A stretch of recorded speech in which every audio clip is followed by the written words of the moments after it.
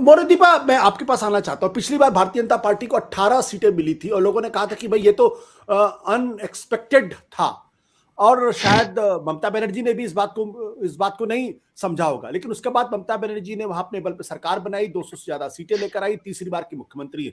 क्या आपको लगता है कि बीजेपी ने जो अपनी सीटें जोड़ी हैं, बंगाल की 23 कमजोर सीटें जोड़ी हैं, सही जोड़ा है? और क्या उनको लगता है कि 18 सीटें रिपीट कर सकते हैं?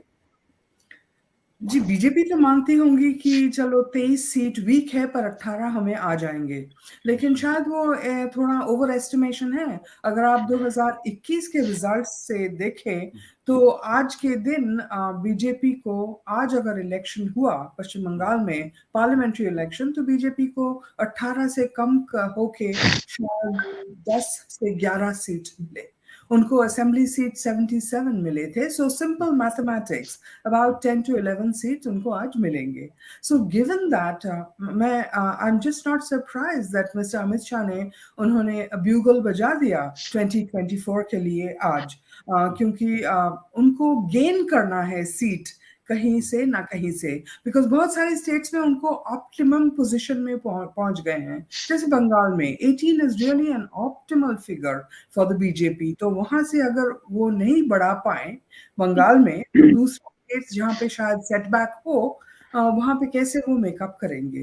और मिस्टर अमित शाह ने तो ब्यूगल बजाई नॉट ओनली फॉर 2024, उन्होंने तो एजेंडा भी सेट कर दिया, अनाउंस कर दिया कि 1 जनवरी 2024 में अयोध्या का मंदिर बन जाएगा रेडी। सो जो लग रहा है आज के दिन वो है, BJP is taking no chances whatsoever. वो मानते होंगे कि Congress is weak, opposition is fragmented, but no taking chances. और ये शायद उनका बंगाल एक्सपेरिमेंट के बाद उनको ये शिक्षा लेना पड़ा कि it is possible to defeat the BJP. Mamata Banerjee ये दिखाया है, और ये बीजेपी दोबारा ना रिपीट हो, यही कोशिश कर रही है आज से। मोरदीपा, यहाँ पे एक सवाल इस बात को लेकर ये कि भारतीय जनता पार्टी को विधानसभा के चुनाव में बंगाल में 38% के आसपास वोट मिले हैं, which is formidable number. Plus 10 साल की जो एंटी इनकम्बेंसी है वो ममता बनर्जी के खिलाफ भी है, और 10 साल की एंटी इनकम्बेंसी नरेंद्र मोदी के खिलाफ भी है।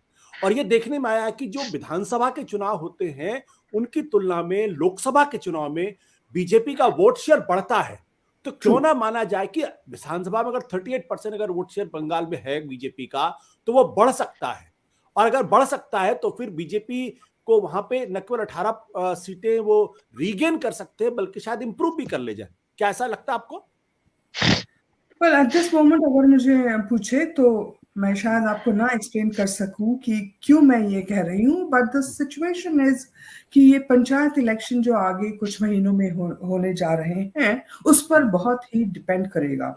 एवर सिंस 2021 इलेक्शंस, जब बीजेपी को 77 असेंबली सीट्स मिले, और वो काफी ह्यूज संख्या है, गिवन दैट पिछली बार उनके पास 2 या 3 या 10 सीट्स थे। So वहां से there has been a huge leap, but BJP का पोस्ट इलेक्शन परफॉर्मेंस शायद उतना एक्साइटिंग नहीं रहा। बाय इलेक्शंस में रिजल्ट्स मिक्स थे, और अब ये पंचायत इलेक्शंस आ रहे हैं, उसमें क्या परफॉर्मेंस रहेगा उस पर बहुत कुछ निर्भर करेगा।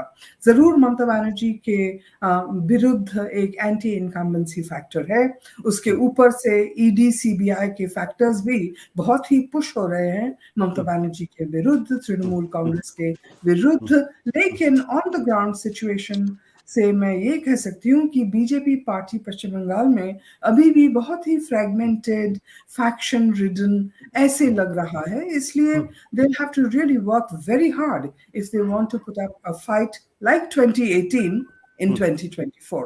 उनके आगे लड़ाई। सत्य हिंदी का ऐप डाउनलोड करें गूगल प्ले स्टोर पर।